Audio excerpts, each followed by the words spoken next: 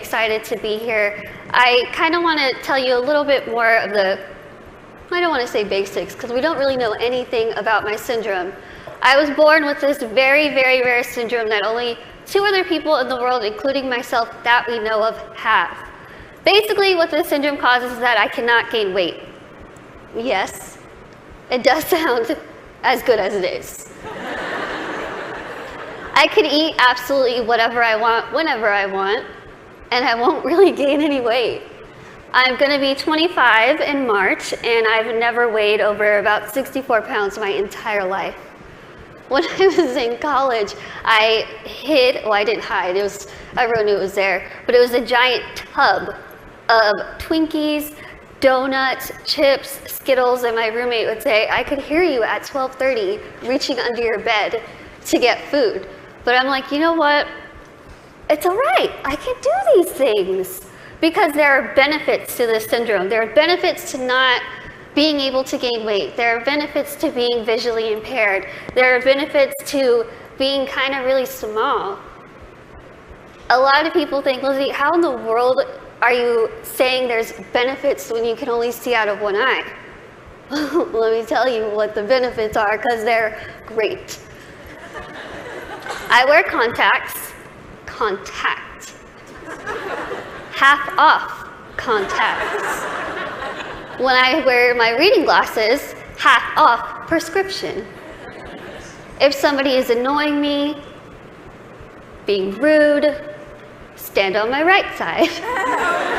It's like you're not even there. I don't even know you're standing there. Right now, if I stand like this, I have no clue that there's this whole side of the room. Also, being small, I am very willing to volunteer myself to go to Weight Watchers, go to some gym and say, hi, I'm Lizzie. I will be your poster child. Put my face on whatever you need and I will say, hi, I use this program. Look how well it worked. Even though there are really amazing things that have come from this syndrome, there are also things that have been very, very difficult, as you can imagine. Growing up, I was raised 150% normally. When I was my parents' first child, and when I was born, the doctors told my mom, your daughter has no amniotic fluid around her at all. So when I was born, it was a miracle that I came out screaming. The doctors told my parents, we just want to warn you, expect your daughter to never be able to talk, walk, crawl, think, or do anything by herself. Now, as first-time parents, you could think that my parents would say, oh no, why? Why are we getting our first child to have all these unknown problems? That's not what they did. The first thing they told the doctor was, we want to see her, and we are going to take her home and love her and raise her to the best of our abilities. And that's what they did. I credit pretty much everything that I've done in my life to my parents. My dad is here with me today, and my mom is at home watching. Hi, Mom. She's recovering from a surgery, and she has been the glue that's held our family together and giving me the strength to see that she's going through so much, but she has this fighting spirit that she's instilled in me, that I have so proudly been able to stand in front of people and say, you know what, I've had a really difficult life, but that's okay. That's okay.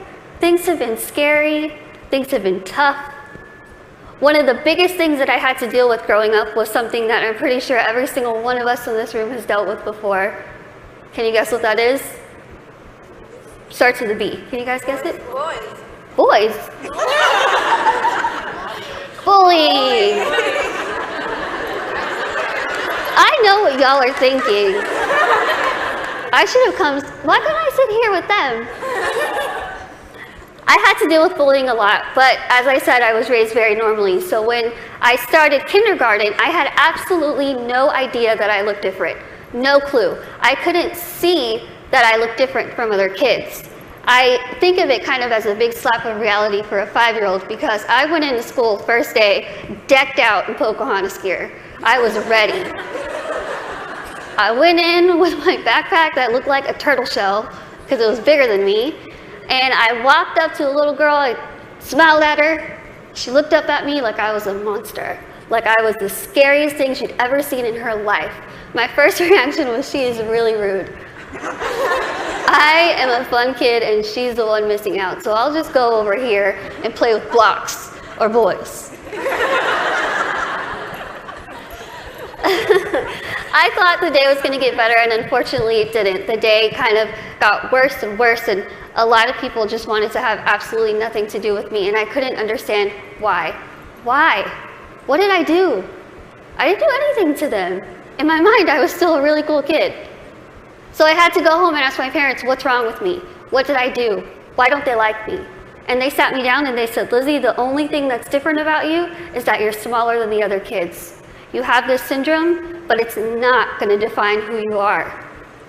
They said, go to school, pick your head up, smile, continue to be yourself, and people will see that you're just like them. And so that's what I did. I want you to think and ask yourself this in your head right now. What defines you? Who are you? Is it where you come from? Is it your background? Is it your friends? What is it? What defines who you are as a person? It's taken me a very long time to figure out what defines me. For so long, I thought what defined me was my outer appearance. I thought that my little tiny legs and my little arms and my little face was ugly. I thought it was disgusting. I hated when I would wake up in the morning and I was going to middle school and looking in the mirror, getting ready and thinking, can I just scrub this syndrome off? It would make my life so much easier if I could just scrub it off. I could look like the other kids. I wouldn't have to buy clothes that had Dora the Explorer on it. I wouldn't have to buy stuff that was bedazzled when I was trying to be like the cool kids. I would wish and pray and hope and do whatever I could to pray that I would wake up in the morning and I would be different and I wouldn't have to deal with these struggles. It's what I wanted every single day, and every single day I was disappointed.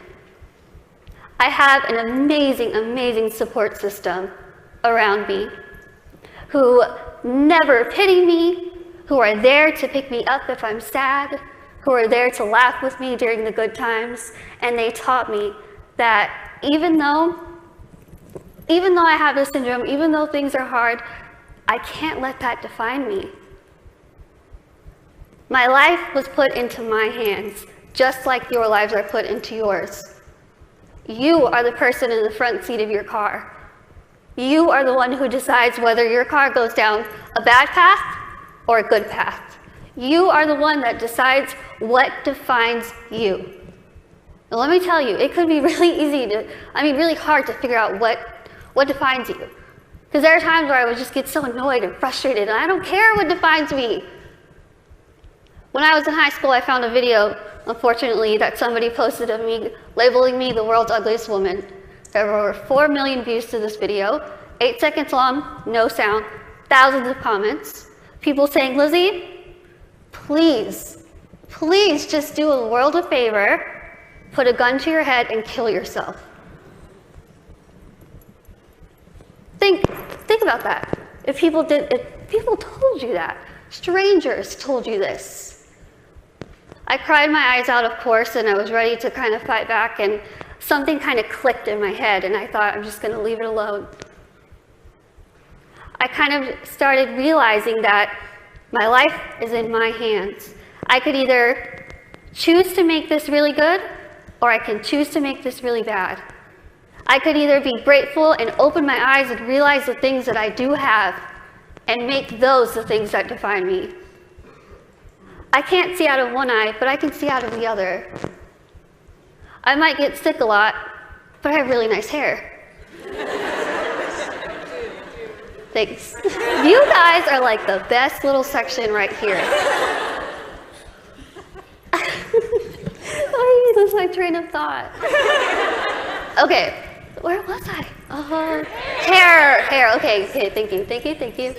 Okay, so I could either choose to be happy or I could choose to kind of be upset with what I have and still kind of complain about it. But then I started realizing, am I gonna let the people who called me a monster define me? Am I gonna let the people who said kill it with fire define me? No. I'm gonna let my goals and my success and my accomplishments be the things that define me, not my outer appearance, not the fact that I'm visually impaired, not the fact that I have this syndrome that nobody knows what it is. So I told myself I'm going to work my butt off and do whatever I could to make myself better, because in my mind, the best way that I could get back at all those people who made fun of me, who teased me, who called me ugly, who called me a monster, was to make myself better and to show them, you know what? Tell me those negative things, I'm going to turn them around and I'm going to use them as a ladder to climb up to my goals. That's what I did. I told myself I wanted to be a motivational speaker, I want to write a book, graduate college, have my own family, my own career. 8 years later, I'm standing in front of you, still doing motivational speaking. First thing, I accomplished it. I wanted to write a book. In a couple weeks, I will be submitting the manuscript for my 3rd book.